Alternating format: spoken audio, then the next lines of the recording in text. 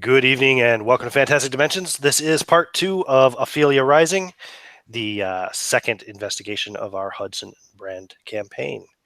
So we left off with a bit of a cliffhanger last scenario. We were just discussing it between ourselves. Reuben Carmichael and Stanton Renard have themselves barricaded in a room at the end of the entrance hallway of the office building here inside the Heligoland Company warehouses on Lion Wharf by the River Thames. Zombies outside the door were trying to smash their way in to get them, as were a couple of other unsavory individuals in the hallway, one of which is the seemingly sorcerer of some sort, Dag Poe, who was commanding the zombies, and the other was the ruffian Frederick Carver, who was standing alongside Dag Poe in the hallway. Meanwhile, outside in the more open area of the warehouse, Alice Morrow and Wilhelm von Zorn have just dispatched Timothy Carver and Terrence Pegg, both non-lethally, in fairness, Mr. Zorn. They are both lying unconscious, having been pistol whipped by Wilhelm while being distracted by Miss Morrow. So, a hand has just broken through the door into this little bedroom you've barricaded yourselves in, and the hand basically just punched through the door right out over the little wardrobe thing you had pressed up against it to try to barricade it. And you said you were going to slash at that hand, Mr. Carmichael. So would you please like to give me a melee roll? Alrighty, here we go. First roll is a 29. Comparing that to my character sheet with his sword, it is a 60, a 30, and a 12. So he got underneath the hard. Yep, it's a hit. And I'm going to expend the luck to make it a critical. Can I? If I can't, then I won't. You can. Yes, you can. Okay. How much do you need to expend? So you had 60 was your base, so you need 15, right? I rolled a 29. So you need to spend 14? 14. I'm writing it down. No, 14. It's not 15. Sorry, it's 12 you need to go for. So you need to spend 17. 17, yeah. Sorry, it's 1/5, not 1/4. All right, you got it. Okay, so yeah, you slash that hand right off at the wrist. The hand drops down onto the wardrobe, and it twitches a little bit and then stops moving. The wrist withdraws back in, and you realize it is a very a feminine hand. Quite necrotic as well. Don't get me wrong. I don't think you're having any feelings of guilt over it. But no. Yeah, it looks like it was a lady zombie's hand that you have now severed, and the hand has withdrawn back in, and the banging continues against the doors. You of course witnessed this, being right there in the room with him, Stanton. Are you doing anything yourself? I think he'd be trying to see if he could like peek out without getting too close to the door. See if he can see past them. Sure, maneuver in a way to kind of look through the hole that has now been punched through. Yeah, but standing as far away from it at the same time as you can. Yeah, you can do that. Yeah. And you just see bodies pressed up, kind of against the door and flailing. You can't really see much detail at all. There's zombies out there. You see some kind of a like a filthy kind of lady of the night dress, and you might also catch the glimpse of a man's like a tweed jacket. Well, maybe not tweed. Tweed would be too nice, but like a man's kind of more like maybe a rough spun coat, I guess. Actually, would probably be more appropriate. But grab that bed, you fool! Yeah, he's gonna get the other end of the bed and drag it over to the door. Yeah, he'll join him in that. Okay, outside, looking at Miss Morrow and Mr. Von Zorn, you have the same initiative. So, Miss Morrow, what would you like to do? Mr. Von Zorn has just knocked out Terrence Pegg. Okay. The two of you are now standing in the warehouse. You can hear, of course, the noise going on, a bunch of shouting and loud banging and stuff, and it sounds like broken wood going on inside the office building there. So the two people that are down are the only people outside that we can see? Indeed. All right. I guess I will at least head for the hallway. Okay. Sure. You want to go up and fling the door open? I'm not going to fling the door open until I've got Mr. Von Zorn beside you me. Go up and stand beside the door expectantly. Yeah. Okay. Mr. Von Zorn? I go, Alice, what are you doing? You should get out of here and go get the police. The police, but I mean, I could certainly, but are you sure? Because we're kind of the ones in the wrong here. But this is no place for you. This is a place for ruffians. Well, I don't doubt that, but our two comrades are in there, and there's some sort of violence going on. We can't leave them. No, of course not. But I looked flustered, and I put my ear to the door and try to hear what's going on. I look flustered. I don't know what to do. I'm a 20s man, and this woman is doing. No, you're an 1890s man. Yeah, exactly. Yeah. Victorian man. Yeah, that's fine. I listen to. So you're listening at the door. Great. Yeah. So you can definitely hear the thumping and pounding of multiple individuals, like trying to basically break down a barricaded door. Essentially, you're hearing it through the sound of another door, of course. So it's kind of muffled. But while Ruben and Stanton further barricade the door by pushing the bed up against it now as well. This is, I guess, nobody can necessarily see this except me, but Frederick Carver will look to Dagpo and say, well, I will go and check on Timothy and make sure everything is okay with the other two, to which Dagpo just nods. And give me a listen roll, Von Zorn, to see if you actually make out any of that. Actually have good listening. Good.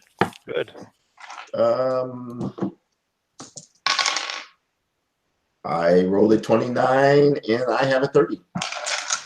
Yeah, you hear. You hear specifically. You hear Frederick Carver's voice say, "I'm going to go check on Timothy," and you hear footsteps approaching the door that you're standing at with your ear pressed against. I do a quick sign language sign that someone's coming to Alice. Mm-hmm. Okay. And I go to the side of the door, to the left side of if I'm looking at it to my right. I'm sorry, I take that back. Wherever the hinges are, I go to the opposite side of the door. Right. So you want to be on the side so that if Miss Morrow's on the other side, then the door will cover her, and you'll have free reign to perhaps pistol whip somebody. I don't like to use the word pistol whip. Yeah, fair enough. It's a very modern term, isn't it? You want to Zorn somebody? I want to Zorn someone coming through the door. Okay. So Frederick will open the door, and the door does open outwards into the warehouse area. So it does kind of provide cover, in essence, for Miss Morrow. And before you see a man, you'll see a pistol coming out of the door as he's holding the pistol in front of him. And Frederick will look and quickly see Peg lying on the ground and rush towards him. Time to Zorn him. Yep, you get a bonus die. Thank you. Because Frederick's not too bright, and he doesn't see the ambush coming. All right. Alice very gently lets the door swing shut. Doesn't slam it, but makes sure it shuts. Bonus die. We'll roll that. I made it, but let's see if the bonus die helps. Nope, the bonus die doesn't help, but I did make a 33 out of brawling, which is a 35. Jeez, I'm not rolling great. You hit. I'm not rolling great today, but go ahead and give me some damage.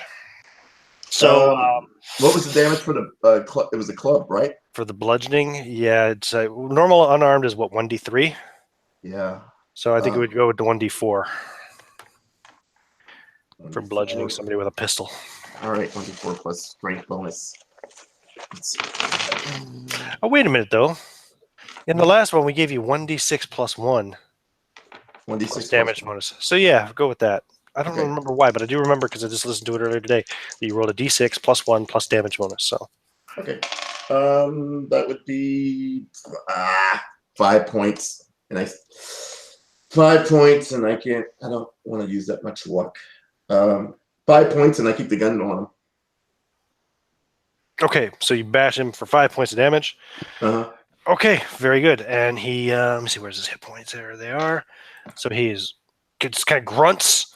You don't hit him soundly in the head. You might kind of hit him kind of on the side of the head, like a bit on the ear. He's a big guy. Yeah. Great. And now it's on. Well, I got the gun in front of him, threatening, like, there's more where that come from, you slang hud. Yes, you do. Yes, you do. And let's see, what's his dexterity? So this will be a new round. Okay, so first, in the room, barricading yourselves in, Ruben and Renard, you have the bed within a couple of rounds, pressed up firmly up against the...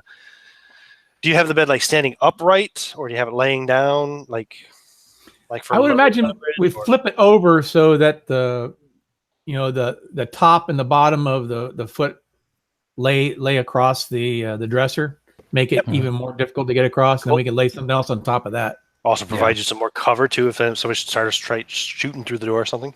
Exactly. Yep. Okay, cool. So what else do you want to do? The bashing is still going on.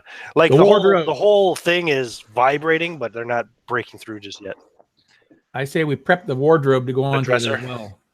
The dresser, wardrobe, whatever. Yep. Okay, cool. So you just keep piling all the furniture up there. Fair enough. Sounds good. As you're doing that, Carver, he has a higher initiative than you do. So he is going to shoot you, Wilhelm. Wow. Okay.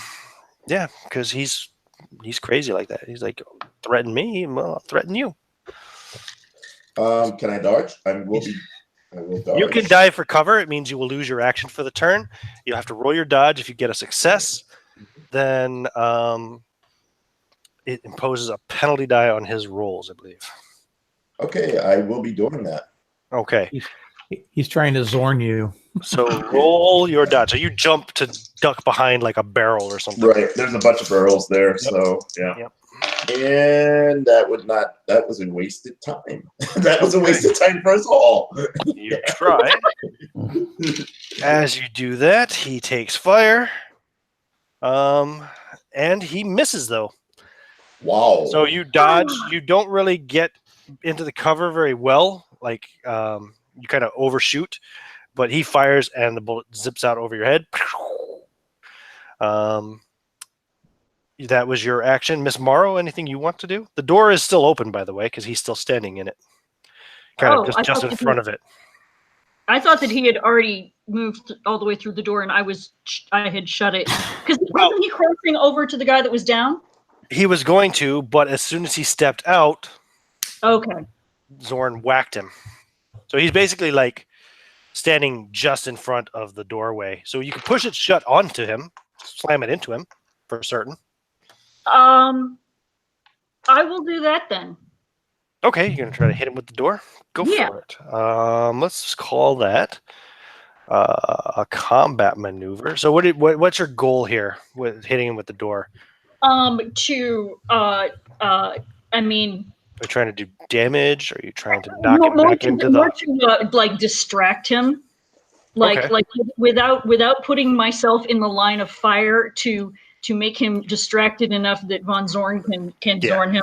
You want to keep the door between you and him. Yep, fair enough. Okay, we'll call that a combat maneuver. Okay. So it's going to be an opposed roll. Oh, shit. It will be your brawl versus his brawl, I guess, or would it be your strength versus his strength? What is the default for brawl? Because I certainly don't. She is a world-class boxer. Everyone has 25%. Yeah, we'll go brawl versus brawl, I think. Okay. No, we'll go with strength versus strength because it's probably maybe your strength. No! Please don't do that. No, is your strength not better than 25? Okay. Well, okay. No, it's better than 25, but not by much. I tell you can use strength or brawl, your choice. Okay, I guess strength. He got a normal success. Okay, this is gonna be so sad. As the door slams into his back, and he's like, "What the?" I What? actually got a normal success. I am shocked. Okay. Do you want to Spend some luck. spend some luck to turn it into a hard success so that you can overcome him, basically, or otherwise it's just kind of a stalemate at the moment? So how much? How? Let's see. How much does it have to be for it to be a hard success? Half of your score. Half would be down to 17. Yeah, I'll do that. Okay. So you bash him, and it throws him off balance, and he turns and kind of throws his hands both up against the door to kind of push it back a little bit so that it's not like slamming him into the door jamb. Mhm. Okay, very good. At this point, then, it will be the next round, so it's his turn. His action is he is going to try to turn the tables against you since he knows there's somebody pushing this door into him. He's going to try to push it hard enough to slam you into the wall behind it. Okay. So again, it'll be in same role basically, an opposed combat maneuver here. Okay. And he has a hard success, Fail. and you fail. Actually, I failed, but I only failed by 4, so I can spend luck and make You that. need a hard success. Okay, then to there's stay no on. point. Nope. Okay, so he turns around and he hulks it, and just and he pushes the door back, and you get kind of pressed up against the wall, and the door slams into you, and he's now pressing it up against you. So you are going to take, we'll just call this unarmed damage. So it's 1d3 plus 1d4.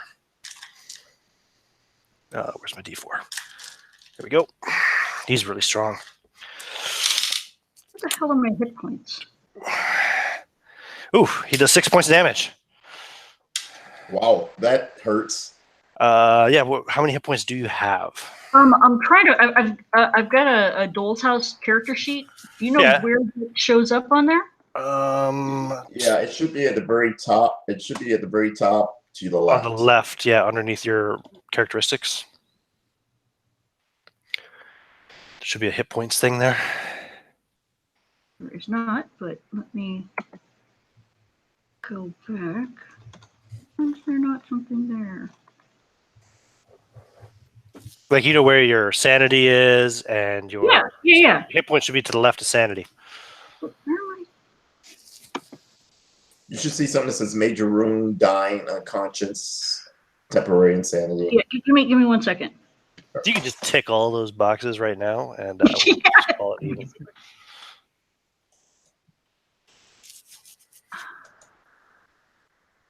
Okay, there it is. So that means I have 9. You have 9 hit points as your maximum total. Yep. And you've just taken 6, so that's going to be a major wound. Okay.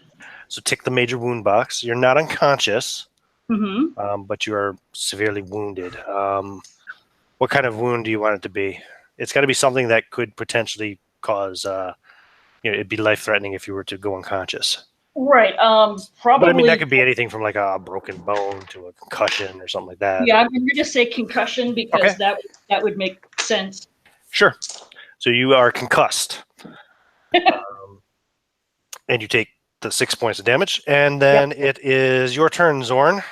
I walk within You 5. see this happen. Right, and now he's upset. I bet. I bet. He walks within 5 feet of him to get point blank range, and he shoots him a couple times with the revolver. Okay, so you'll get a bonus die Right, for being point blank range. right. Now you're shooting more than once, though, right? So that would give you a penalty die for the attacks. So you said you're going to shoot him twice. So it basically matches out. So you get 2 shots at normal. Right. So first shot. And he's not going to dodge for cover or anything like that. It's just going to take it. So we'll see how it goes. The first shot is a regular at 40. I have 55. And the second shot is 32. I'm gonna with the 32. I want to add. I want to because I have 55. The first shot, but the second shot, I want to add. How much would that be? You'd need to make it an extreme success for critical Right, damage. right. So I need that to go to 11. 11. So 21 points. 21 points. It seems wild, but that second shot, I'm going to move it to extreme damage. Yeah. Okay. What'd you roll on the first shot? The first shot damage with the revolver is 10 plus 1. The first shot was a hit, yeah. Yeah, and I'm glad I did it. The first shot, he takes all of 2 points of damage. Okay, yeah, he's still up. He's not even majorly wounded. Wow. Yeah, and the second point, and the second Shot one, him in the flabby flesh on one of his muscles or something, you know. right, and the second one is max damage plus roll, isn't it, for puncture? Okay, well, that one will kill him. So you just go ahead and describe it. Okay, basically, Zorn sees Alice hurt. He sort of has a weird look in his eye. He calmly walks up to the back of him and shoots him in the head. Nice. Yeah, the first shot hits him in the shoulder and barely phases him. And he just starts to turn to look at you as you raise the pistol up and put it right through his dome. All right. And Frederick Carver drops. Don't ask me to do anything with luck for a while. Yeah, I guess not, huh? Let's see. Frederick Carver. Which one is Frederick? Good, I named the PNG file, so we'll remove that. Frederick Carver is dead. Timothy Carver and Terrence Pegg are actually technically just unconscious. So I will just remove them anyway for the moment because they're out of the fight. And Dag Po hears this gunshots go off and hears the hustle going on behind him and turns and looks and sees you standing there over the now dead form of Frederick Carver.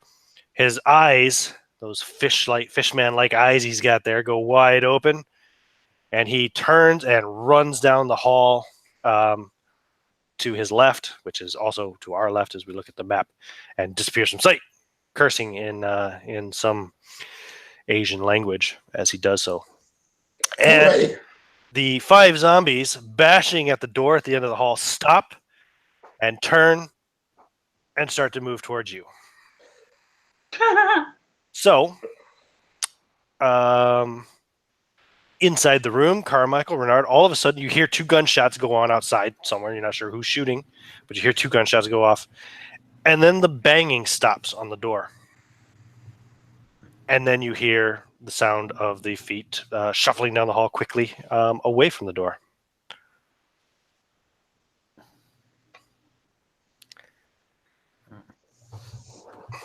I would look through the hole. You look through the hole, yeah. So you move move the dresser aside a little bit so you can look through the hole, and you see the zombies rushing away from you towards the door. Now, Miss Morrow. Yes. You didn't get an action this last round. Sorry. What would you have done? I'd like to close the door. Okay, you push the door closed. So, and if there is anything I can put up against it to keep. There's a dead body in the way. So as you push the door shut, it kind of slams up against Frederick Carver's body. Okay. Zorn, you want to do anything? Yeah, I look at it. Assuming that Moral, it looks physically hurt. Yeah, she's her eyes are darkening and she's got blood running out of her nose and ears. He does something that he's probably going to regret. He tries to pick her up and says, "We're out of here. We're leaving." You just grab her, pick her up, throw her over your shoulder. Very superhero-like. Very impressionist. Yeah. Yes. Yeah. Sure. You throw her over your shoulder. Well, I think it's assuming that she doesn't resist. She's not resisting. Okay. Okay. Yeah, she's pretty dazed too. Yeah. So Right. she's probably seeing double. Gun in one hand and running as quickly as possible towards. I'm trying to go out, not the main entrance. If you look at the map, I'm going to try to make a turn around the corner and go out the other entrance there. Right, the other side entrance there. Right. I'm trying to put a wall between me and the zombies. Sure. So you go running out there, and the zombies will pursue. you run out onto the kind of little roadway. What would you call that there? The little walkway there on the river. And as you do so, you see a handful of coppers coming around the corner from the alley. And there, let's see how many are there. Because there have been multiple gunshots. Oh, wow, really? There's 2 of them. Sorry, by handful. I have really small hands. You see two patrolmen come around. They've got their clubs in their hands. One of them is holding a revolver as well. And they say, "Oh, stop there!" And the one raises his revolver, pointing it at you. And I basically drop mines, and I go, I say, help, we were attacked. Right, and then the zombies come running out behind you, and the guys go, "Freeze! Stop!" Essentially, they don't say freeze, I'm sure, in Victorian England, but stop! And they don't stop, of course. So I keep moving, Ben. you just keep running.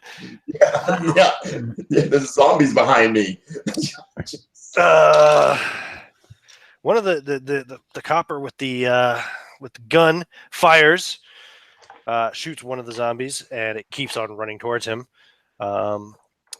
And they stand there kind of stunned for a moment. As the zombies run into them, they start swinging their clubs. And 2 of the zombies take them down to the ground. The other 3 continue to pursue you.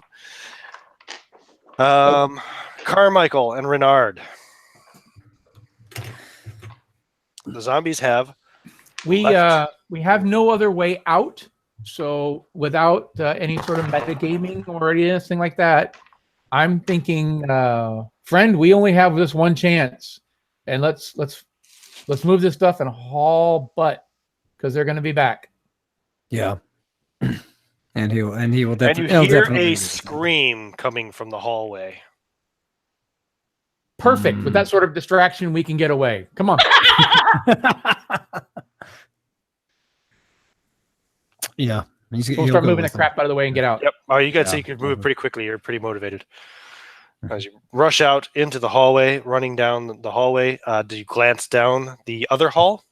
Well, yeah, without the benefit of yeah, looking at the map, without looking at the map as we did, I guess we would follow the path that we came, probably. Yeah, I'm just saying there's a hallway on your left. Do you look down there to see what the scream was or not? Of course, because I would want to make sure the zombies weren't coming. You see another zombie standing there. This is a woman. She's wearing a really rotten, soiled dress. She looks quite disgusting. Heavily like waterlogged and like a bloated corpse type. Like a woman who may have died of drowning per se.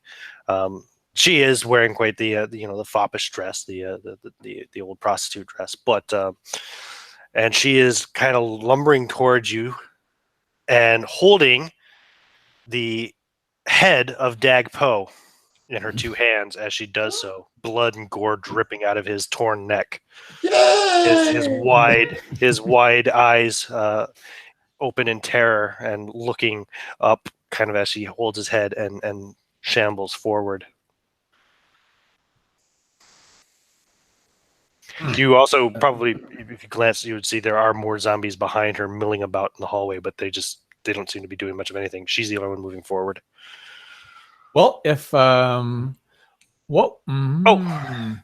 everybody had sanity checks already for seeing zombies? Anybody for? Yes, we didn't. I didn't. We never did for. I didn't do it.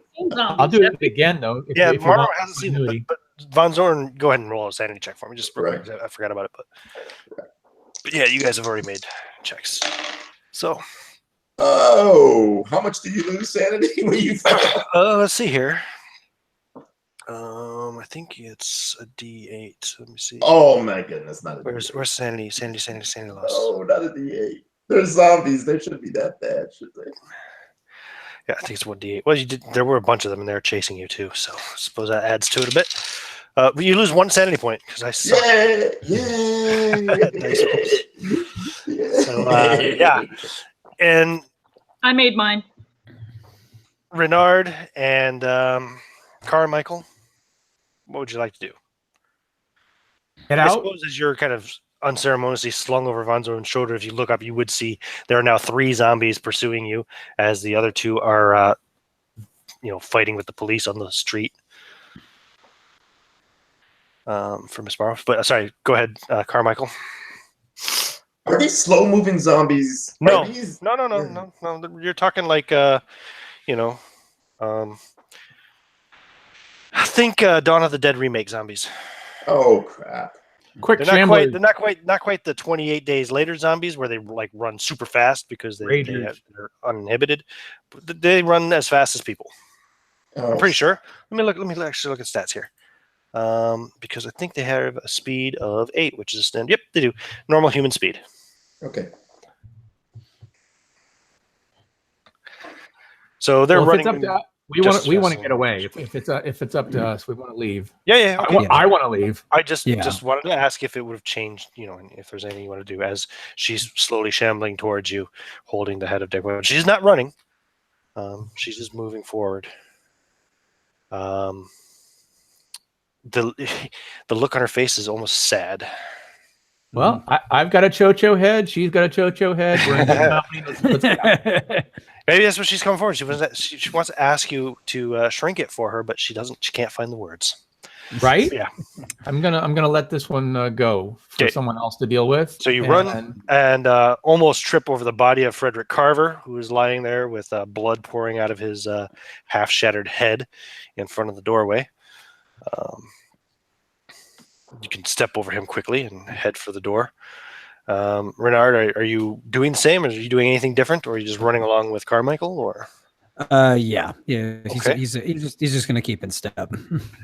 So as you get to the door, you just glance over your shoulder for a moment, just as people do, to kind of see if you're being pursued, and you'll see the soaking wet zombie woman standing and staring at the body of Frederick Carver, and she just drops the head of Dag Poe, and then she actually collapses, kind of almost like Obi-Wan Kenobi style, and disappears.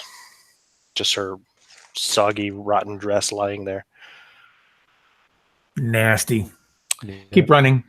And you guys run out onto the street, and you see 2 coppers on the ground wrestling with 2 zombies, two dolly mop zombies that are trying to bite their faces off.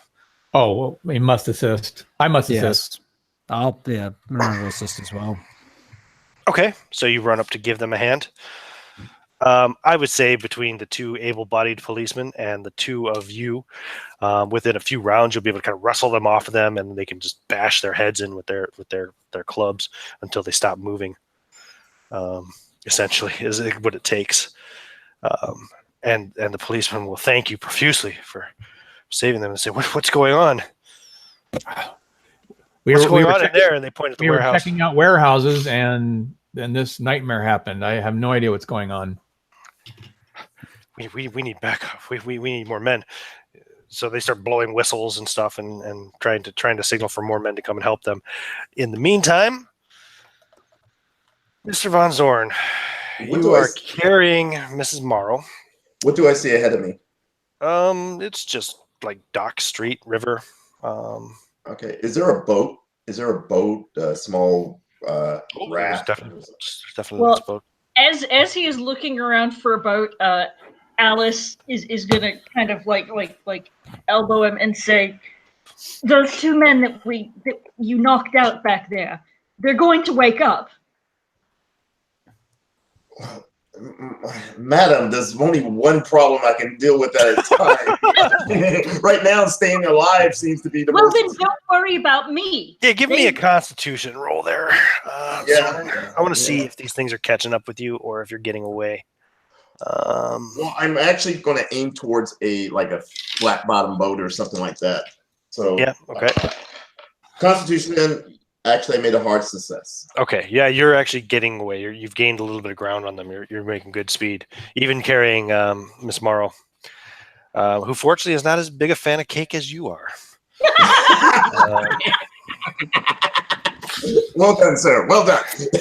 Yep. Yeah. You see a flat bottom boat there. There's a dock worker who sees you running towards him, and he's like looking at you, like kind of like trying to figure out what the hell's going on here. He sees a man running. I A woman scream. over his shoulders is bleeding from the head, ears, and nose. I scream. Push off. And what I'm going to attempt to do is I'm going to try, if hopefully he'll push off to jump with, just leap with Alice and just get into the boat.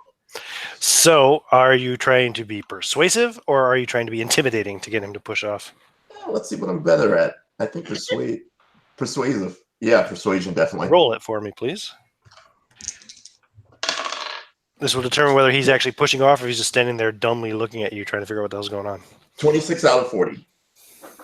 Yeah, so he starts to push off. He pulls the rope off the thing, and he's pushing off as you jump in with Miss Marvel. He sees these raving, like, these hooker zombies running. He's like, what the hell's going on? He's pushing off with the stick. And laugh if you will. There is a B movie called Hooker Zombies. Oh, God, I'm sure there is. I've seen lots of terrible zombie movies. Of course, Joe has seen Hooker Zombies. So you push off, and the zombie women throw themselves into the river and promptly sink. And I just lay back. I just lay that, you know how at the end of every action chase, the hero just sort of just lays back and goes, "This was a bad day." So Carmichael and Renard, those policemen go off blowing their whistles, trying to summon more help.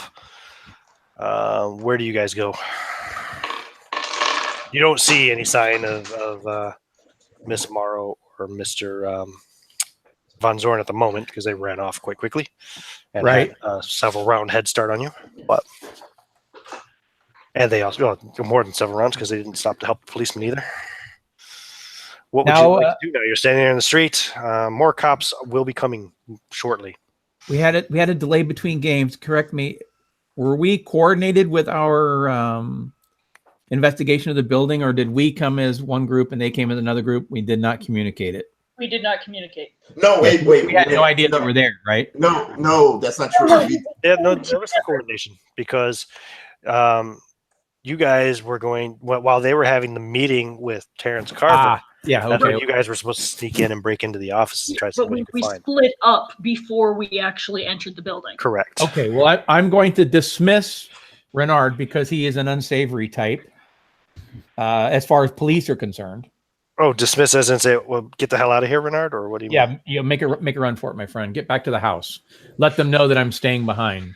And I'll find the police and say, I thought for sure I heard the screams of women in the building there. And I'll direct them back towards where the zombies came from. So, Stanton, do you take Mr. Carmichael's advice and beat feet, or do you stick around? I'll take his advice. Okay. So Stanton gets out of there. You can run out over to, what's the name of that street there? It's on the map. You can run out to Pennington Street and get a hansom cab pretty quickly, if you wish. So you get in the hansom cab and getting the hell out of Dodge so as not to be around when the police start laying out the arrests. Mm-hmm. And yeah, like half a dozen policemen come charging up. And Carmichael, he said, yeah, I heard the screams of women inside. Yep. Several women. They will run in with you. See what's going on. And then I will be with them to investigate and the whole while searching for my friends that were in there. Okay. So as you go in, they will find two men lying unconscious in the warehouse. They've been zorned. Yeah, two men who have been zorned. So they will assume that they're no threat here at the moment because they got to find screaming women.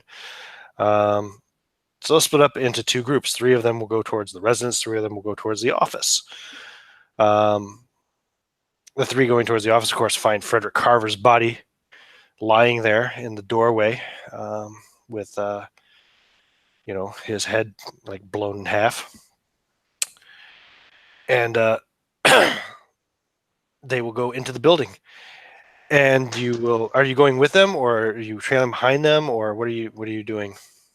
Well, Ruben? if I can, I am going to, without the benefit of this overhead map, I have no idea where anything is.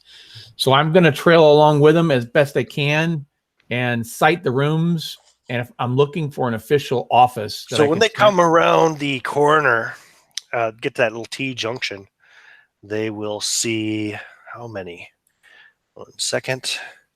1, 2, 3, 4, 5, 6, 7. They will see 6.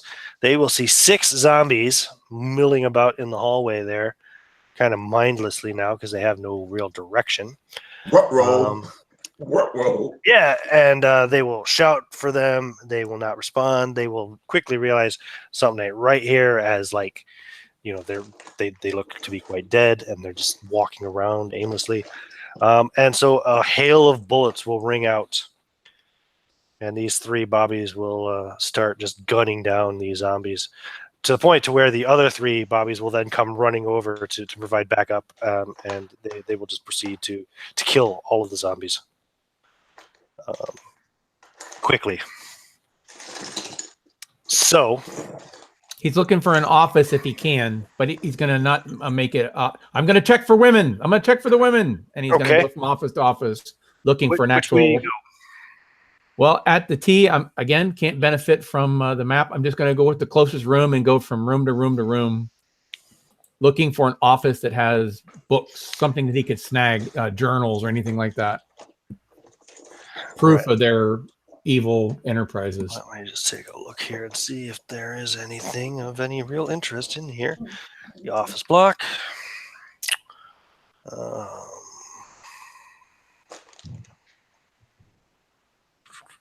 You're looking for suspicious materials and things of that sort, yeah? Yeah, anything that would, put some direct suspicion on these people, some sort of evidence.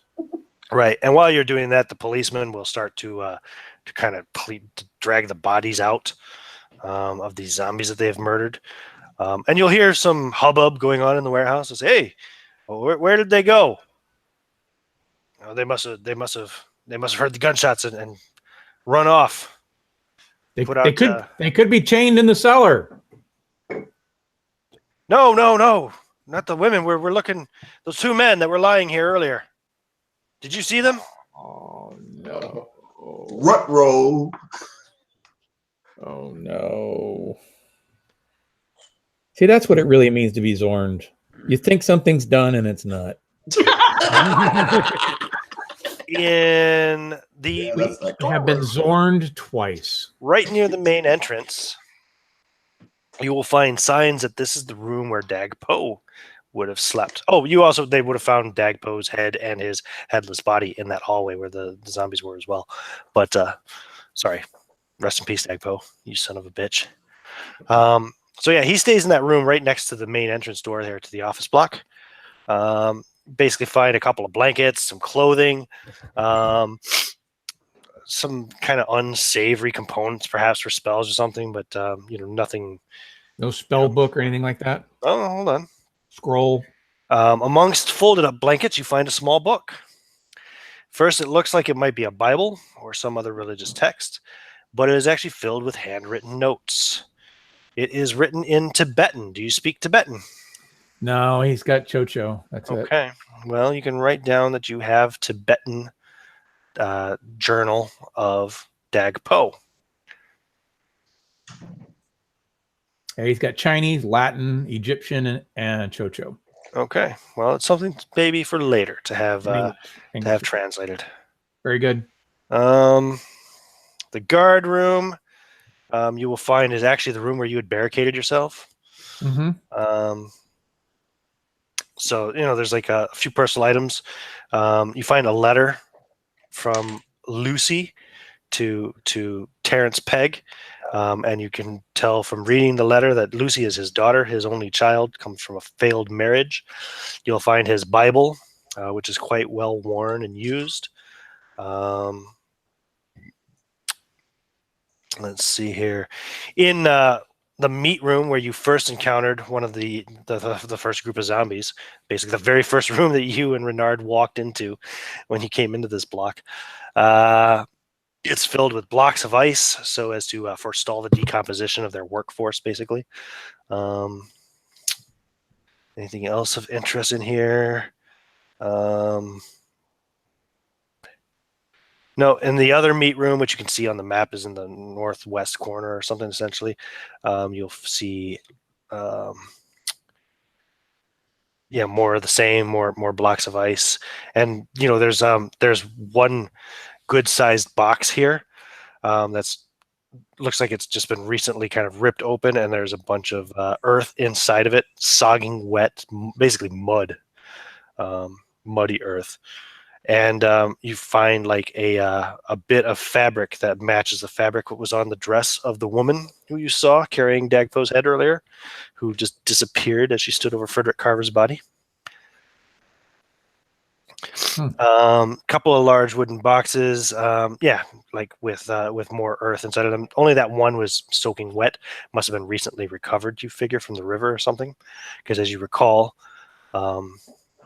there was the ship that was sunk out there, which supposedly had a bunch of prostitute zombies on it back in 1820 or 1882. Right. So you find some more boxes with earth in it, probably that they use for the zombies to to make new zombies in or something, perhaps. You're not entirely sure. There's no bodies in them at the moment. And anything else? That is really all you find. There's no damning evidence to be found. It looks like even through the various office building stuff that you do search through, it looks like they've gotten rid of anything that might tie them to illicit activity, etc. Okay. Well, then he will continue to look in earnest for these women to keep up the charade, and then wait and see if any of the officers that he knows show up in particular. Sergeant, I have to dig up his name. Hold on. Yeah. Porter, Parker, Parlow. Parlow? Yeah, Sergeant Parlow? This is not his district. He works in Whitechapel. Okay, gotcha. So, well, if nothing comes up, then he will just play the gentleman. And is there anything else I can do? Well, they're going to ask you some questions. So, because they'll basically say, well, what went on here? What happened? You were, one of the officers says, yeah, we saw you run out with your friend. Thank you for saving us. But what went down in this place? What were those things? My associate and I were inspecting a few properties and ended up staying for a bite at a friend's house. And on the way back, wanted to take another look at it to see if there was anything that we could see at night, whether there were vagrants or so forth, staying in the property, so I could get a better deal on it. And we heard screaming, and we went into the building, didn't see anything, and came back out, and we found you being assaulted by those things. Other than that, I have little to offer. Give me either persuasion or fast talk, I suppose. You can use let me see which I have in deficit. You can have a bonus die because they're already kind of on your side since you saved two of their officers. Oof. My numbers are terrible. I have neither good and I'm gonna have to go with the 10. I mean, that's all he's got. Oh, really? Yeah, it's terrible. How about charisma roll? No, we'll roll with this. He's lying. So. Okay. Yep. Okay. All right. Let me go to my roller. Okay. Perhaps if you're gonna lie, you should be a little bit better at lying. Right. First two dice. I have a 0 and a 9. Well, that's good. So the 0, as long as you don't roll your last die, as long as it's not a 0, then you should succeed. Very good. It is a 4 and a 6. No, you only roll 1. Oh, but neither one of those was a 0, so it's good enough. Yep. Good. So 0, we'll say 4. That's the first one. 0, 4 is a 4%, under 10%. Yeah, they believe your story. The bonus die obviously helped you. Oh, no question. The fact that you kind of helped to save them when they were under attack by the zombies does you many favors in. I'm sure in a normal circumstance they would have saw through my. They don't even think to ask you where your friend went. So they will. More officers will arrive, like probably a senior sergeant or something will arrive, and they will have to start cleaning up the spot to see what the hell's going on. They will investigate, of course, who owns the building, and they will probably issue some kind of warrants out to bring Timothy Carver in for questioning. They will identify the body of his brother, Frederick Carver. They can't identify the body of the Asian man who's been decapitated. They presume him to be some sort of an illegal immigrant, probably. And they will have to try to figure out a good cover story for all these undead prostitutes. They don't find any women in the building, so they assume all the women are dead. They will ask, of course, for your information. Do you give them your card? Of course. Yeah. Okay. I mean, it was legit. He was there all day. I know. No. You were asking people about buying property. Absolutely. I know. So you got good cover on that. So they'll take your information just in case they come across anything else they need to ask you or whatever. And he will also pass along the name Sergeant Parlow in his district as a character reference. Yep. And they will also, of course, advise you that it's probably best to use a bit of discretion and not to discuss this matter with members of the public beyond the very basic information. A man of your profession, I'm sure, understands the need for discretion when it comes to discussing such sensitive matters with the public. Absolutely, Constable. I have already forgotten the information about tonight. Yeah, very well. Well, thank you very much for your assistance, Mr. Carmichael. The people of London perhaps owe you a great favor. And, you do us great service with your service, sir. Thank you. Back to Zorn and Morrow.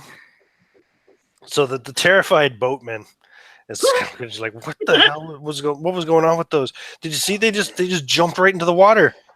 I say, they haven't come up. I say, my good man, if I give you 3 shillings, could you boat us a little further down the Thames to? I'm trying to get closer to our offices. Right. Yeah. On the river. Yeah, if I can give you 3 shillings, perhaps. Yeah, sure. What's going on? What were those things? They look like women. I don't think anymore they were, but I'm sure you'll hear more about it in the papers in the morning. Are they on some kind of drugs or something? This must be that Chinese opium. Yes, I think it was that Chinaman. He had given them something that addled their brains. Well, but they just jumped right into the river and they haven't come up. Maybe should we get the police? Sir, look at me. Yes. My companion is gravely injured and I have to get her to a hospital. Oh, yes, of course. Sorry, sir. Sorry. Let's focus on that and then we can worry about the dead, whatever they were later. Okay? Yes, of course. So he'll push you on up the river a ways and get you back to safe dock. And you realize that there's no more screaming, raving zombies running in the streets. Right. I go ashore. Alice, how are you doing? How are you holding up? I've got a headache like you wouldn't believe, but I'm all right. There's a doctor right next door to us, so he should be able to take a look at you. Oh, splendid. Yes, indeed, there is. Doctor, what was his name? Yeah, I can't remember his name either. It's on the map here. Dr. Mackenzie. He's a laryngologist. I don't know how to say that, actually. Laryngologist, yes, thank you. So he's basically a throat doctor specialist, but he's a general surgeon as well. He can do, he's fully trained. So, and he is a friend of the agency's and a neighbor. So right. I'm assuming there's no emergency rooms in Victorian London, so I'm sure there probably were. I mean, They're But, hospitals, but yeah, I mean, I suppose there was no emergency room. Just every hospital was an emergency room as needed, you know. But, Gotcha. yeah. So you guys get a cab back to Golden Square. mhm. I suppose the first person to arrive there will be Mr. Renard, if indeed you go to Golden Square. Where do you go when you get in that handsome cab, Stanton? Yeah, he's going to go straight to Golden Square. Okay. Go up, ring the bell, and what's his name? Sorry, my brain's not working very well. I'm in the wrong folder. Mason? Is it Mason? No, I have it on. I'm just gonna pull up the image of him because it's on there. Markham. Markham. There he is. Markham. Oh, the name's not on the image. That's weird. Well, Markham opens the door anyway and says, Mr. Renard, is everything okay? Not really. As allow me to come in. We should be expecting the others soon. Things did not go as planned. Oh, I see. Would you like me to prepare some tea or perhaps something stronger? Something stronger would be great. Very well. And he'll go to the kitchen to fetch the brandy. Comes back out a few moments later with a tray. It's got like probably 6 glasses on it, and a decanter full of a nice amber liquid, and we'll fill up a decent sized glass of brandy and offer it to you. He'll take it and greedily drink it without trying to choke on it. You look a bit harrowed, sir. Is everyone okay? Should I have the doctor on call? Yes, I think that would be best. I'm not sure. I'm not sure if everyone got out as unscathed as myself, but Very well. I would think it would be I'll a good leave measure. this here for you. And he sets the tray with the brandy and the glasses on the little table there in the parlor.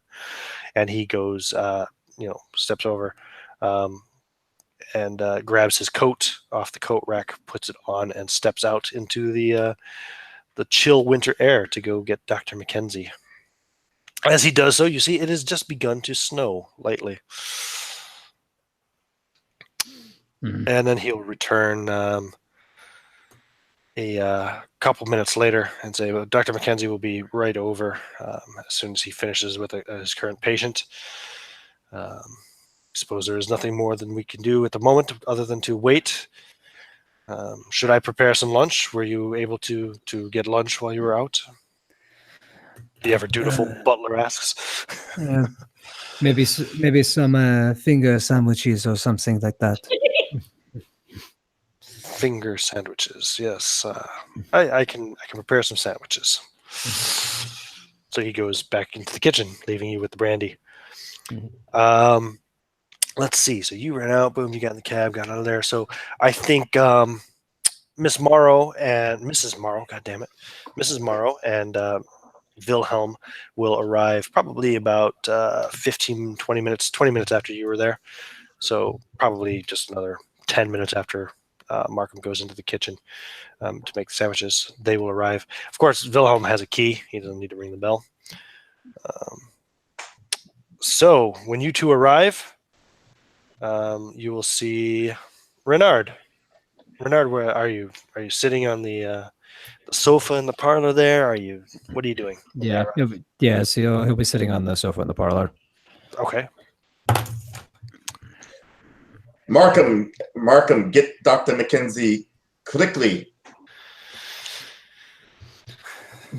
Schnell. We're not a lookup. Yeah, he was already sent for the doctor. What happened? What happened back there, Renard? Nothing good. We went on to investigate and we stumbled across something unnatural. You mean like those Walking Dead hookers? Yes. I'm sorry, he wouldn't say hookers. Those Walking Dead trollops. Prostitutes. This Yes, that's exactly the thing. We barely got out of there of our lives. There was this, they were all on us. We were in a room, and I didn't think we were going to make it out of that. Where's Ruben? He stayed behind to smooth things over, I imagine. So the zombie. I'm sorry. No, I'm glad that someone's taking care of just making sure that the loose ends are tied up. So, Yes, he thought it best for me not to stay around the scene of a potential crime. so what happened? Did these dead streetwalkers just suddenly attack you out of nowhere? We went down into those lower areas, and we started walking around in the rooms. We found one that had ice blocks. Very cold room, and these things were in it, standing there. Ugh. I just don't understand. And then the next thing we know is, the next thing we know, they were turning on us. We had to barricade ourselves in this room, and it was someone else must have maybe came down. I'm not sure exactly, but then we heard noise, and they left, and we ran out. Jeez. And who was the Asian one? I have no idea, but I think he might have had a thing or two to actually do with them. Usually, in my experience in matters such as these, it's usually the foreigners that bring in the unwanted influence into these things. Perhaps. We need the doctor, but Alice has been hurt seriously. What do you know what happened to the two men I knocked out? I think I recall them being still being there when we left. Not exactly sure if they might be alive now. There are more of those things coming after the staircase after us when we were running out. Well, myself and Frau Moral barely escaped with the skin out of our teeth. You know that they're going to probably press charges against me because I'm the one that they saw. Why you? They won't press charges against you. Besides, they have a lot to explain themselves. If Ronald's right, they'll have to explain to Scotland Yard why there was a practical morgue of bodies there. Markham walks in with a tray of sandwiches and says, Mrs. Morrow, who would be pressing charges against you? Well, just these two gentlemen that we were. Oops, sorry about that. These two gentlemen that we were visiting, and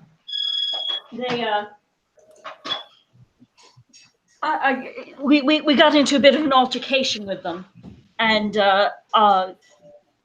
Mr. Von Zorn very gallantly made sure that they were not going to cause a ruckus. I'm sorry, my head really, really hurts. We need the doctor now. I see, and Markham will come over and he will start to attempt some first aid on you.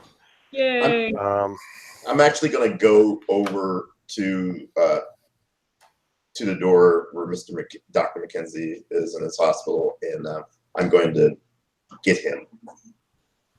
Could I have a glass of brandy? Yeah, it would seem that that's the only first aid Markham can really aptly provide because it didn't roll very well.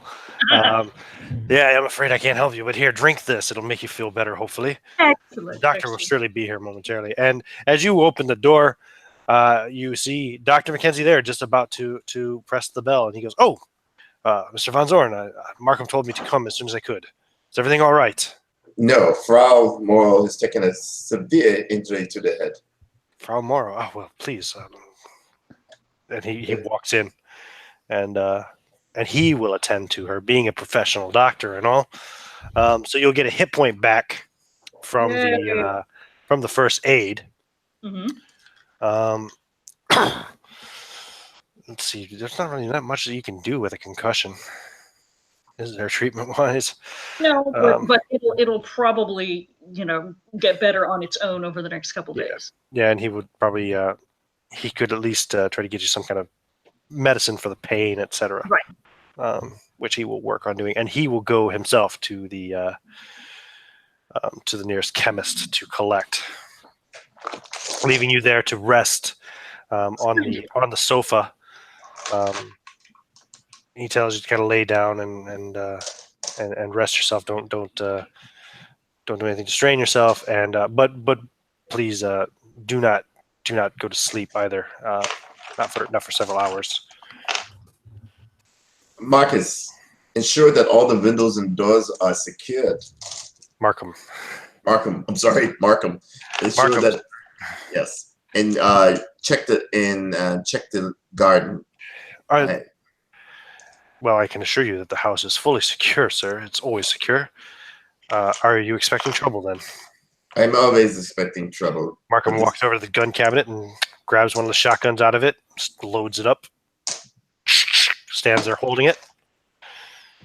He grabs the another one of the shotguns and tosses it to you, Renard. You'll take it. And I think there's a third shotgun, another style shotgun, which he'll grab then and offer to you, Mr. Von Zorn. Thank you. Say, the master has always said there was no gun better for home defense than the trusty shotgun. True then, as it is now. All right. I guess I'm going to wait for Ruben to come back and watching the windows. Keep an eye on the windows. He goes over. Markham goes over and makes sure to completely lock the door and throw the bolts and chains and everything that might have on it, while Dr. Mackenzie is out collecting the prescription for Mrs. Morrow. Dr. Mackenzie will return probably about half an hour later, to which Markham will eventually slowly unlock all of the various locks and bolts on the door to let him in, and then relock it behind him. Mr. Carmichael isn't going to be there probably for a couple of more hours yet, because he's searching the place and then he's being questioned by the police, etc. Anything else that you guys want to do over the next couple of hours, or will we just fast forward? Fast forward. Okay. So a couple hours pass. A little brandy is drunk. Sandwiches are eaten. Tea is made. Tea is drunk. Biscuits are eaten. And eventually, Carmichael will arrive. Carmichael, you go up with your key. You turn the key and go to open the door and realize that it is bolted and chained and everything. It seems to be on lockdown mode. Mm-hmm. We have a secret knock? Probably, yeah, sure. But I mean, Markham has already been looking out the windows and sees you, and so you'll hear Markham and say, "Just a moment, sir." And you hear the latches and the chains coming off, and then eventually it opens. And Markham greets you there with a shotgun in his hand. Thank you, sir. I will take that in a brandy. He hands it to you and goes over and pours you a brandy. Everybody, you see Carmichael walk in. Well, actually, no. He hands you the shotgun and he rebolts all the doors. Throws all the bolts and locks on the door again. And then he goes over and starts to pour you a brandy. You see Mrs. Morrow resting herself on the sofa. Mr. Renard and Mr. Von Zorn also carrying shotguns in various whatever positions of rest they may be in at the moment. I went back looking for you and I didn't find you. I am glad to find you both safe and sound-ish. Ruben, what happened?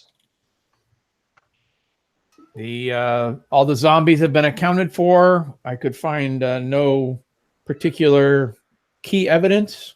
I did find this small book.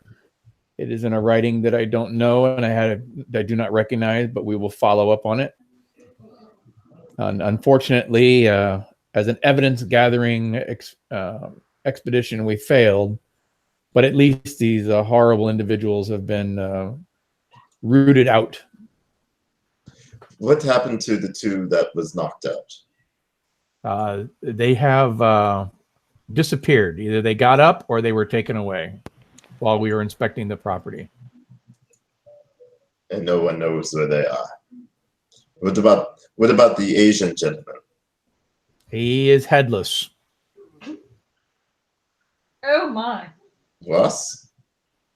We found him with his head ripped off and one of the zombies carrying it. One would think they lost control of them and they retaliated. Any idea why in the world would they create such things? Because they're evil, my friend. Evil. Probably as a workforce to do something.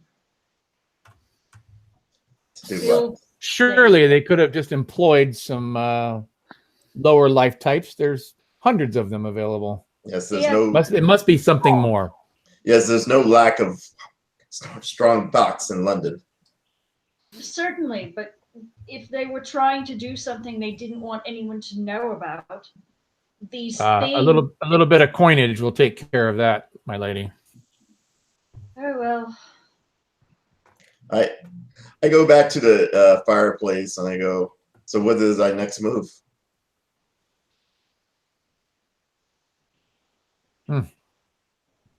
I suspect we should continue as you have done and lay low and let the police do their job, see if they can catch up with these two individuals, lest they come looking for revenge.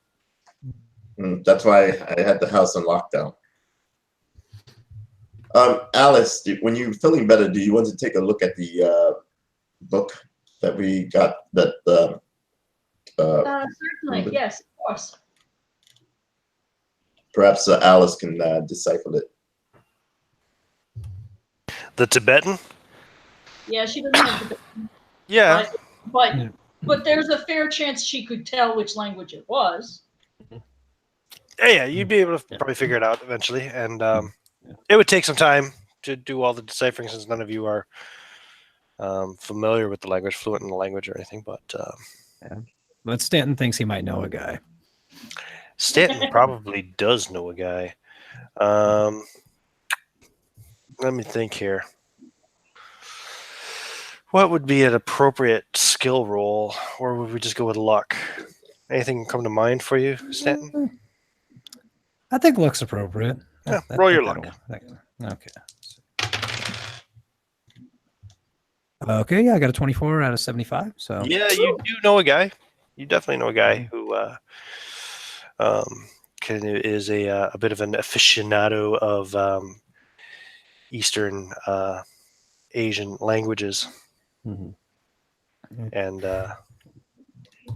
yeah, you'd be able to find him and probably employ him for the right price. And don't get me wrong, our original job was to find the murderer of some kid, right? That's right. Yes. Right. Or what was it? No. What was? I'm trying to Talking remember. about the boxer? Trying to remember what? No. No, Oh, that yeah, was that was a different mission.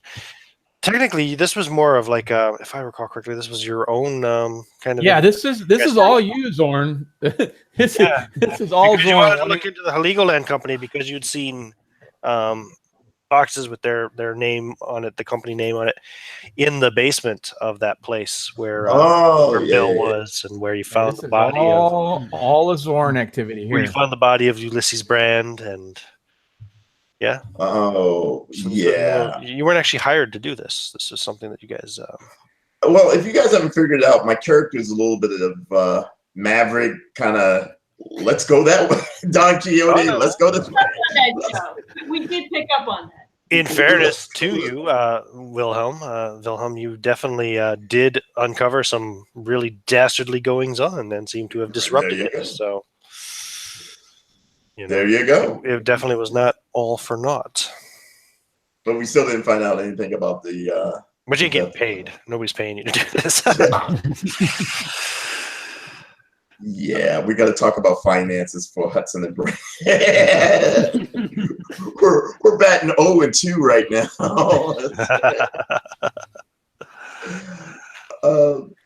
So I'm open for suggestions. You said last time you were working on the case for a boxer. Yes. That was a non-paying case. It was a charity. And That was a few months ago. He never turned up. He never turns up. But what about the one of? Could he have possibly been one of those things in the basement? Definitely possible. Did any of them look big and brawny? And No. The zombies, one of them was pretty big, but he was like big, bushy red beard, and did not look at all like William Hartlock or whatever his name was, right. Bare Knuckle Bill. So no, he was not. He was not. I think maybe making some inquiries into the area about some deaths. People vanish all the time, and people don't know about it. But I think if they can take a look at some of the bodies and maybe and the police can poke around with some questions, maybe we can start getting to the bottom of what they're doing with this. Well, the next day, you will be able to speak to your guy,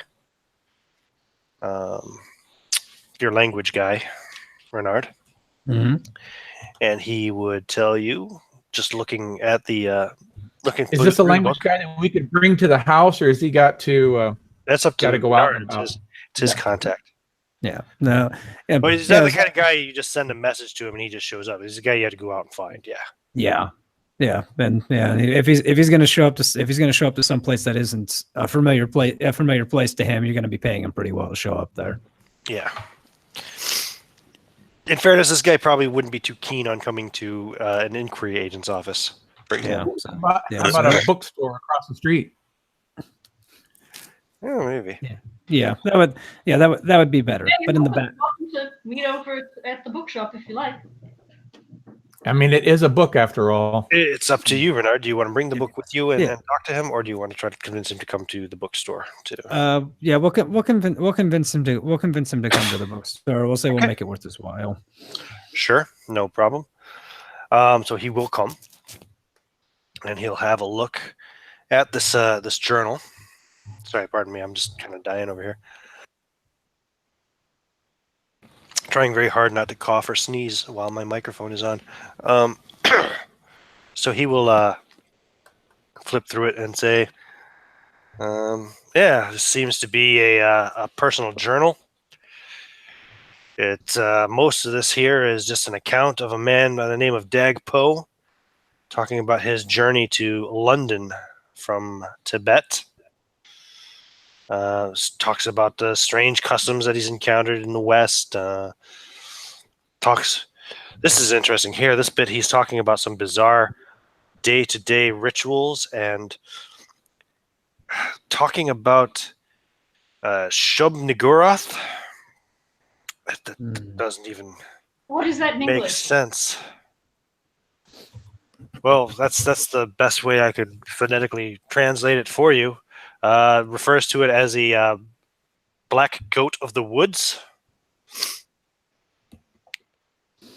And this looks to be some kind of a ritual for bringing the dead back to life.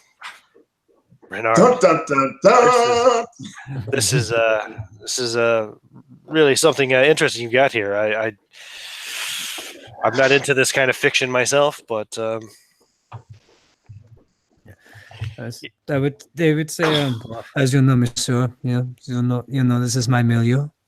If you want a word-for-word translation, I think I could probably work it up for you in a couple of months. It won't be cheap. Every little bit helps, my friends. We're more than happy to pay you for your time. No problem. I will. I'll make sure to contact you then when it's done. I presume I can take this. He says, looking at Mrs. Morrow, who. Yes, of course. What was that? She's concussed, you guys. Oh. Yep. Well, he can't really translate it if he doesn't take it. I mean, He'll look and say, "Hey, look, if you don't want me to do the job, that's fine." He Yeah. says, "No skin off my nose. I got lots of work." Yeah, but no, it's fine. He's already given us all the information that's pertinent off of it that we need. Yeah, it's like it's good. Full translation of everything in this, especially on that ritual.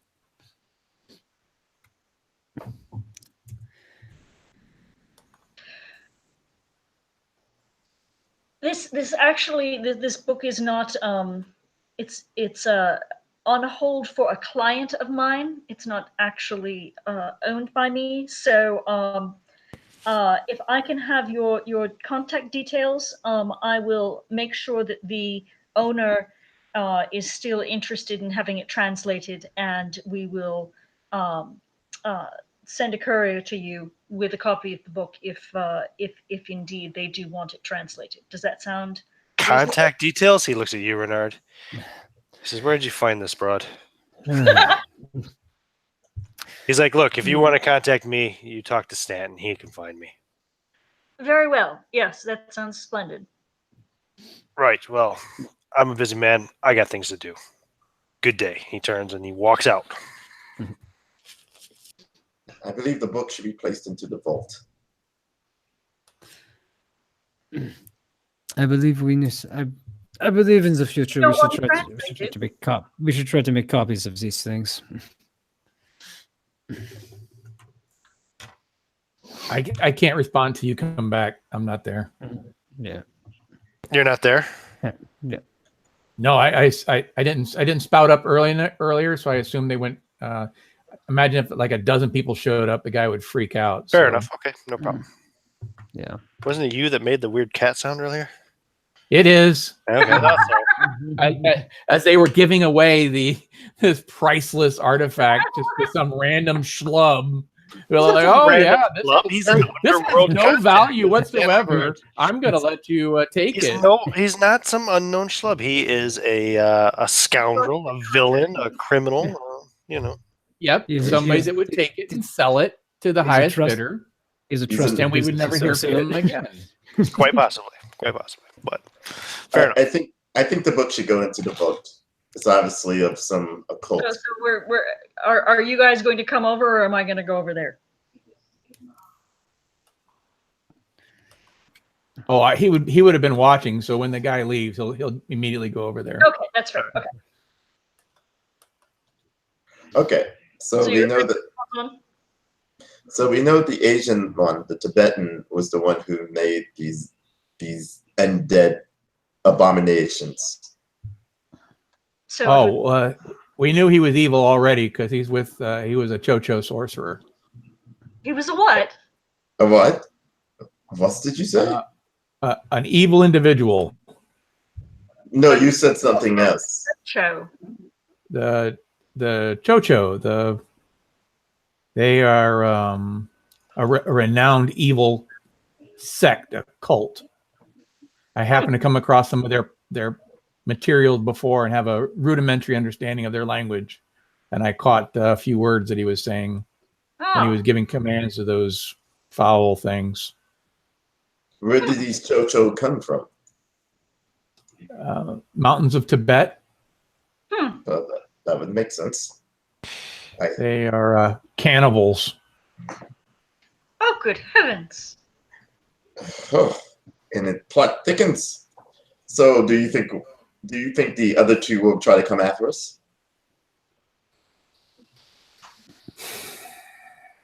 I suspect that their masters are going to be the ones directing what happens to them at this point. They weren't very high up on the food chain, and they may fall to their baser natures, but I think they've already been routed out and ratted out with so much high profile that they're probably going to run. But you said masters. Do you know something that we do not? Well, obviously the Heligoland had masters. It wasn't just those scrubs. That's true. Yeah, this was just the kind of last remnants of the London offices of the Heligoland Yeah, Trading Company. it was just a little warehouse. So, are you suggesting that we continue our investigation into the Heligoland Import Company?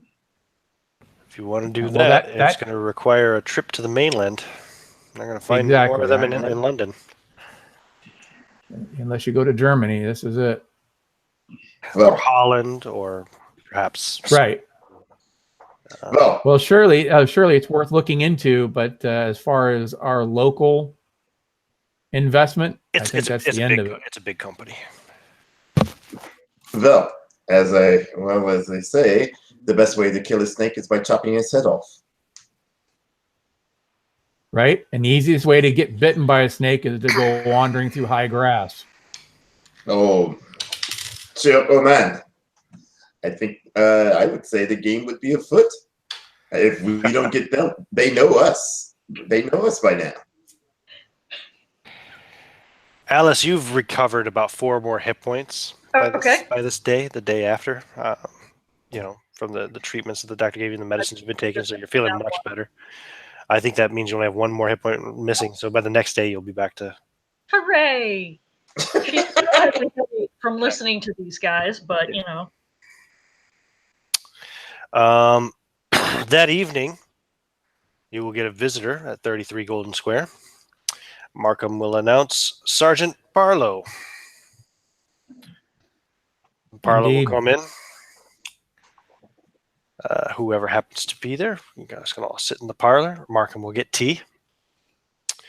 And the sergeant will say, well, I thought you would be interested in knowing that they picked up Terrence Pegg today.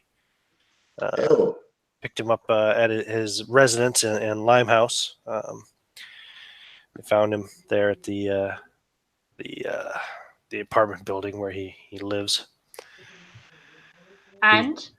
He's been arrested for questioning, and he'll probably end up being let go unless they can find any kind of evidence of any wrongdoing on his part. But he claims to just have been the security guard for the warehouse. Says he doesn't know anything about any illegal activity that was taking place there. Also claims he doesn't know the whereabouts of Mr. Timothy Carver.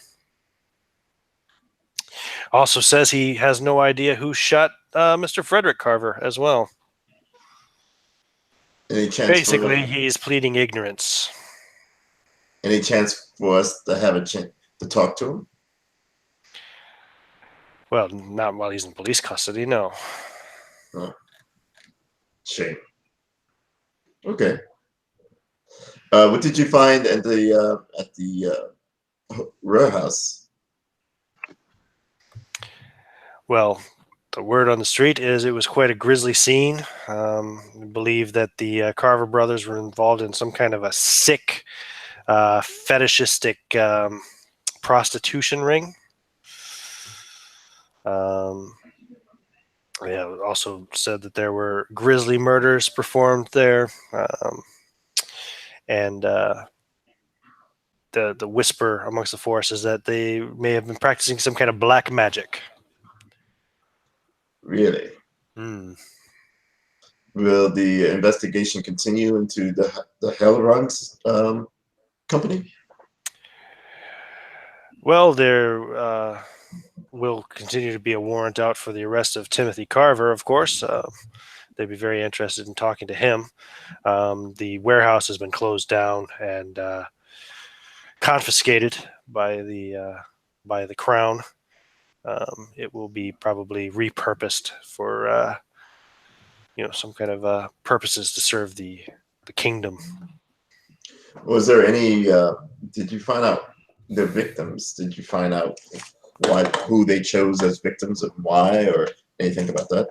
No, it's all been kept pretty hush hush. It's only been a day though, but like I said, rumor was it was mostly ladies of the night. Anyway, well, I would appreciate any updates that you may have. Of course. Always keep you informed to the best of my abilities. Is our relationship a bribe and gift sort of thing? I mean, is he expecting? Okay. No. He's a friend of the agency's.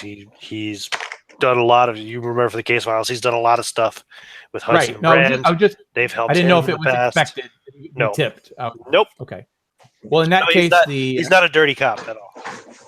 the most honorable thing to do would be to offer a a decent meal at a good restaurant for him and his wife, in respect to his efforts for our agency. Oh, he's is he married? I don't think he is married. I don't know. No.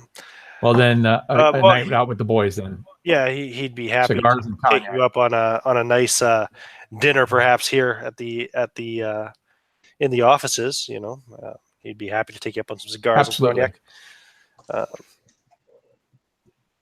He's not much for. And if he wants to bring along any of his trusted mates, that would be fine. Right, no problem. We could build more relationships within the agency, within the police department. Yeah, he only has one. And it's the guy who also worked security for your book presentation that you did, your book reading you did a few days ago. Oh, okay. Well, we'll leave it up to him whether he wants to invite another or not. Yeah, he'd bring him over. So, yeah. So other than that, With cake and cognac and cigars. I think, and what I'll say after he leaves, I think the solution to the case is that our dead person, our dead guy, probably snooped too close to the warehouses and saw something he wasn't supposed to see. That sounds reasonable. And that's probably why he ended up dead. Sure, we can go with that. Ruben? Renaud? Yes, that sounds like a good plan. Renaud? Yes, I agree. I agree with that assessment as well. So I think we can write this up in the books. Is that and who asked us to look into this again? I'm sorry, my memory is so bad. nobody You, did. you did. This This was the Zorn thing. It was all like, oh my God, I'm so mad that building burned down. I can't believe I didn't get to go back and do something about it. I want to put Heligoland underwater. Basically, you were all pissed off that you didn't get to go investigate. So this was your next step. Okay. I could have swore though there was someone who came to us about this kid because we went to the morgue, didn't we? Didn't we go It was to a that little morgue? voice it was that little voice in your head. No, we did go to a morgue. That's true. Yeah, you did go to the morgue to inspect the body. But who told us about the body? It was in the papers. You read about it in the papers. I could have swore someone stopped by and said, "Hey, there's a kid that's dead. You want to go look at this?" Okay. I honestly don't remember anything like that. Okay. I could just be crazy. Don't worry. Yeah, I'd have to go back and listen to episode 1 again, but I don't remember anything like that either. Okay. Okay, fine. It doesn't matter because in the end we did find some evil, so that was good. Oh yeah. Good. Okay. Yeah. Okay. Okay, so that's case in the Hudson and Brand case file. That's case file 25, case file 2 for our particular campaign for this generation of Hudson and Brand investigators. Oh, and the next day too, you'll hear Parla will tell you that Terrence Pegg had been released.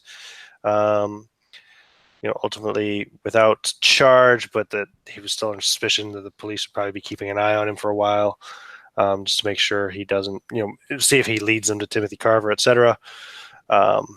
And he will probably disappear that very same night that he's released from police custody. Go to his apartment, grab a few things, and never be seen again, as far as you know. Okay. Well, So, yeah. So I will write the book. I will write the case up as. Yep, you can put that in there. Terrence Pegg is, whereabouts unknown, as well as Timothy Carver. All right, and Frederick Carver and Dagpo were KIA. So right. cool. He feels bad that he had to kill a man, but It was him or it was him or me. So there you go. Very good. Well, I will end the broadcast, but thank you very much. I know that wasn't a very long session, but just It was Well, a I lot thought we more. were dead. I thought we were dead for sure. So it was very Yeah. successful in my mind. It, Yes. it was a lot more successful than the last one. could definitely have So- gone that way. It could have definitely gone that way. But you guys, made some pretty good decisions. Reinforcing the barricade was a good one that kept the zombies out of the room for a while longer. And then the distraction that was caused by Von Zorn once he opened the door and killed Frederick Carver, that kind of pulled the zombies off of you guys for a bit. And yeah, so Well, Alice saved my life by hitting the guy with the door because he would have shot me, and I'm not a. I don't take a lot of hits. yeah, and she took a pretty severe blow for that too. So Yep. you owe her one. Definitely. Yeah, for a character that has absolutely no combat ability whatsoever, I think I did okay.